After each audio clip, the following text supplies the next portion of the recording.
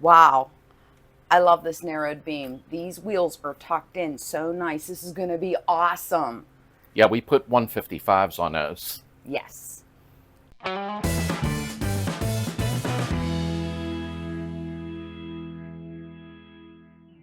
Welcome back to the community, everybody, and thank you all for being part of it. Yes, today, Heather is here. I'm gracing all of you with my presence. Your laugh here. She's been busy. It's summer. So, as you know, our picnic is a couple of days away. So we've got a lot to do because Friday night I'm hooking up with some club members somewhere for dinner. Saturday is the all-day picnic club get-together, car show, you name it. And then Sunday, I'm having a brunch here. Dan from VW Trends will be at our house.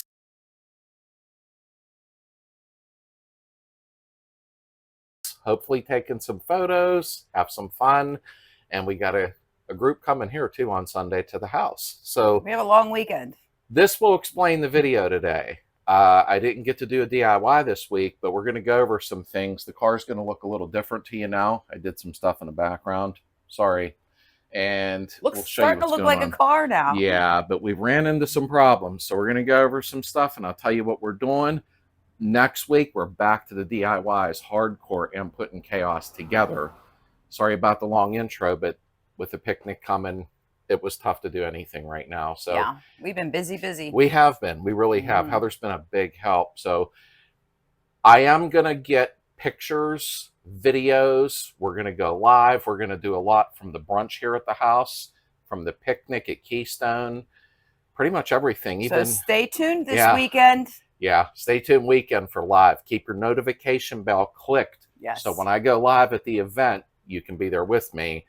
And next week's video, I'll have everything up with the 3-day event. All right, let's get on it. All right, the wheels are on the ground and we ran into an issue. Does the car look like it's slanted to the left to you? Like it's taken a dive? So after about 50 or 60 years, they start to sag on the left, of course, because of the driver. As most of you know, there are torsion bars in here, or springs, that need adjusted. Now, don't be an idiot. If you want a shirt like this, go down in the description for the link. I'm going to have Slade explain how to fix this. And like Heather was describing, and I appreciate her helping out, after 50, 60, 70 years for some of you, the driver's in the car most of the time alone. Most of the time. All that weight on the driver's side, and no, you don't have to be 400 pounds, it starts to sag after a while. And you know, I should have known better. And what happened is I started messing around. I wanted to put the rear fenders on, surprise everybody, so I could start the removable rear apron, because you know how to bolt a fender on. All of a sudden, when I did that, this is what it looked like. That's when I knew something was not right.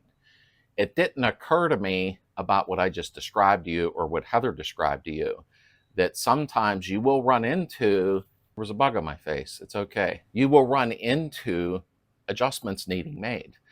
These are older cars, they wear down after a while. So what I decided to do, I'm going to go ahead and buy, they sell adjustable spring plates. Now I simply could go ahead and pull the spring plate off of the driver's side, move it 1 notch or 2 notches, whatever it takes, and I can level the car out. Don't think it's just going to reflect on the left rear being low, because what I had noticed, my left front was low, and that's what I caught before the back end. And I thought, what the heck is going on? You know, I got a nice beam, adjustable, everything's fine. And no, I didn't lower it yet. It's kind of low. But I realized something was not right. And I ended up talking to Glenn, Duckman. And hey, Slade, I hear you on the left-hand side. You probably should dip that in some ice and try to get it shrunk up just a little bit. It sure works for me. And that's the result. It's not the front beam, it's the back. I went ahead, I measured the torsion tube, okay, instead of from the fender to the ground. So I measured the torsion tube and found out it was lower, and that's the chassis on this side, which made that lower, this lower. The right end, the right rear end was sticking up in the air like that picture I showed you. That startled me at first. Okay, so what I did is I measured at that point from the lip of the fender to the floor. I did it all four corners. I got under the torsion bar and pretended like I was ratcheting and re-indexing, and I jacked it up. I believe it was like 3/4 of an inch. All of a sudden, as you can see here, it got a little straighter. I know that's not perfect. I was just doing it quickly, and it straightened everything out. So I kind of replicated that. I adjusted the torsion, and everything, it was perfect after that. But there was sure some stress, that's for sure. And that's when we decided we're going to buy adjustable spring plates, and we're going to go ahead and do a video on it and show you guys. Make it not, wait. And that way we can adjust the car to the way we need it to be. She's sitting low and we didn't even adjust it down yet. How low can you go? Look how nice the wheels are tucked in. Do you remember the 2-inch narrowed beam we got from MP? Go, a 2-inch narrowed adjustable beam. Thank you, MP. Yeah. Thank you, Misty. Very nice. Okay, we're going to get it out of the box. This came complete with drop spindles, and they sell it. It's called Beam in the Box. Okay, so we're running 155/80/15s for the tire size on the front, for those of you that are always asking what tire size. So now you know. And just as Heather said, a lot of you guys and ladies are always on the group saying, what size tires do you run? What size fit? What size don't fit? Which size too big? These are the 155/80/15s. I'm not telling you you have to run them. You do what you want. But this is a 2-inch narrowed beam. Something else I didn't know is MP with this beam, the beam in the box. Yeah, that one. Okay. I know you get tired of hearing about it, but too bad. The point being, it has 0 offset drop spindles that come with it. If you order with drop spindles, these are 0 offset spindles, and I was delighted to find that out. So does mine look like they're tucked in a little bit more than normal too? You know why? Now these wheels here, now remember we have a 2-inch narrowed beam, we have 0 offset spindles, which is awesome. These are factory Volkswagen rims. However, they're not 4.5-inch like you're used to seeing. And I know I don't have the lug nuts on yet. These are 4-inch. They're not the 4.5-inch. So they sit in real nice. And I've got a lot of gap. I've got 3 fingers before I'll even rub. So I can bring this car down even a lot further if I want to. But these are 4J by 15 inch is what they are. And I chose to use them with the 155s. Let's move to the back. We wanted to do the fat skinny look like the old hot rods, so we did 205/60/15s on the back. Now bear in mind these are 5.5-inch rims. And the reason we showed this also is because a lot of folks will say, what size tire can I fit under the back? I know these are sitting like, it looks like they're cambered the opposite direction, but there's no weight in it yet. That's a typical swing arm result with the engine out. Once the engine's in and I move the car back 3 or 4 feet, these will level right out. From the looks of it, they're going to either come flush with the fender, the 205/60/15s, or they're going to come out maybe about a 1/2 inch, if that. So these are a great size, and I like the revolution of them. I'll show you the tire comparison chart right here as compared to stock.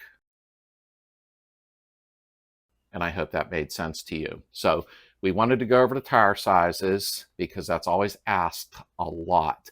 And we figured out why the car's sitting goofy. I know, but we figured it out thanks to Glenn the Duckman helping out and a few people.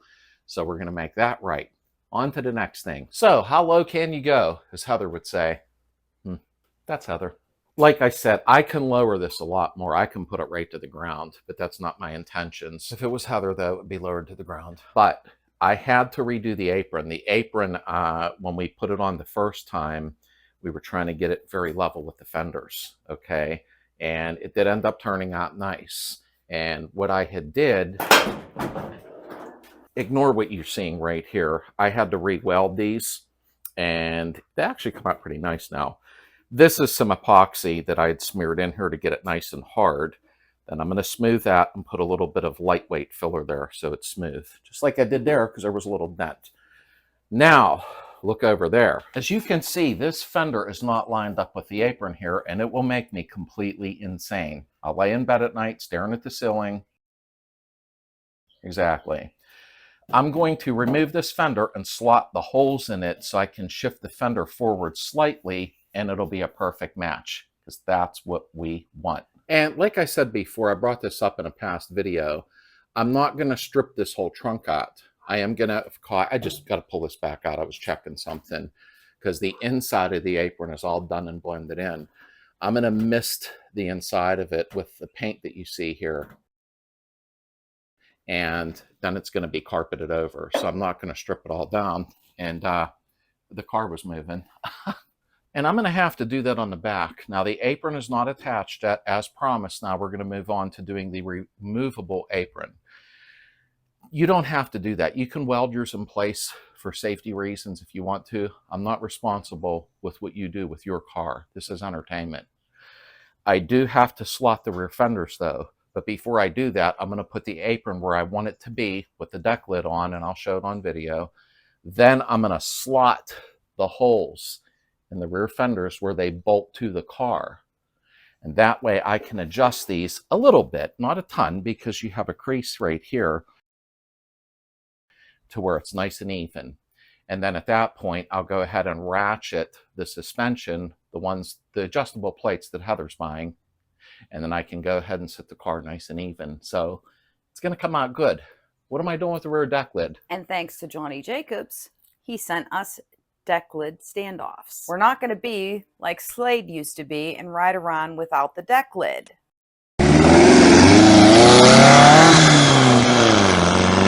We're going to stand the deck lid open at the top, and then we're going to go ahead and do the bottom also. A buddy of mine stood the back up, and they have proven that the back being opened at the bottom, it pulls a lot more fresh air, lets heat out, etc. So I'm going to run the standoffs that Johnny mailed to me, surprised me, which he's just a great guy. And then on the bottom from Vintage Classics, I'm going to run this bracket. And the deck lid is going to just stand out about that far all the way around. I like the look. You may not, but I do. And it's what will work to keep it nice and cool. And last but not least about the wheels and tires. Some of you may be seeing me post on our group, our Slades VW community, saying, I thought you were doing the center line knockoffs from MP or a few places. I wanted to do the MP ones, but I don't think they're going to sponsor me for it, so I didn't even try. I'm going to run the stock rims, the stock look for a while, but I do have chrome beauty rings. I have chrome hubcaps. These will get painted white to match the car, and I think it'll look good. It will. I don't have the extra cash right now, to be honest with you, for the fancy wheels. They'll come later. Now you're probably asking yourself, or maybe you're not, what shocks am I running? Okay, that is important. On the front, I have the regular empty oil-filled shocks. They're just like factory shocks. All right. On the back, I got the KYB adjustable gas shocks for the back. I was talking to Johnny about that, and I do believe he's right. There's not much weight in the front of these cars. So you do want the oil filled for the little bit of soft dampening ride in the front. In the back, we have engine, transaxle, weight, a lot of weight back there. So the oil filled in the back to me is a little bit too soft. So I wanted something a little bit more firm for the back, and it will not give it a bumpy ride because of all the weight back there laying on top of the shocks. This is what I chose for the back. One thing I can't stress enough is these seats, the Scat Pro cars. These seats are so comfortable and they recline, and I'll show you a picture right here. They're the ones Heather bought me. I'm 6'3" and I'm sitting very comfortable. I can even move this seat back further to where my legs are almost stretched out. So I just had to bring them up again. I love these seats. They're very, very nice, and they'll be good for nice long rides. And for those of you that were wondering, we did a poll on whether we were going to do a metal dash or a padded dash. And the metal dash won. Thanks, guys. You're awesome. From the comments and all the feedback, metal dash it is. Last but not least, I just wanted to tell you the exhaust system I chose because quite a few people were asking about that. I'm not running heater boxes, I'm running J-tubes. I will use industrial tins, and I had to go with 1.5 inch because I have big valve heads. The exhaust system I chose is right here. A single quiet pack, but it's also a 1.5 inch exhaust, again, because of stroker motor and big valve heads, basically the heads. That's the exhaust system I did choose. I know this video may have seemed a little boring, but we have a 3-day event coming up, and we just wanted to show you what was going on and what's upcoming to the channel. Why are you pushing a car around? Because this is fun. Don't. She hasn't moved in so long. She's a roller, baby. I had it out there for a reason. I know, but we can push her right back. We could act like the Flintstones. Oh my God. Look, we can even pull her back. Bye. See ya. And what Heather said was right. This video may have seemed a little boring. However, I know we flashed from one thing to another. You come back, the fenders are all on. New tires and wheels, raised white letters, slammed to the ground. So things look a little different pretty quick. The inside of the apron inside's all done, but we'll go over that stuff on the next video when I'm actually doing a DIY. I didn't do the brake cables, handbrake cables and handbrake repair because I have to put the spring plates on and you have to remove them to do it. So that's why that didn't happen. We still have to put the brake reservoir on, new metal lines, new hoses. So I'll probably start doing like 2 things in each video to speed it up a little bit, you know, to help out. But she's sure looking different now.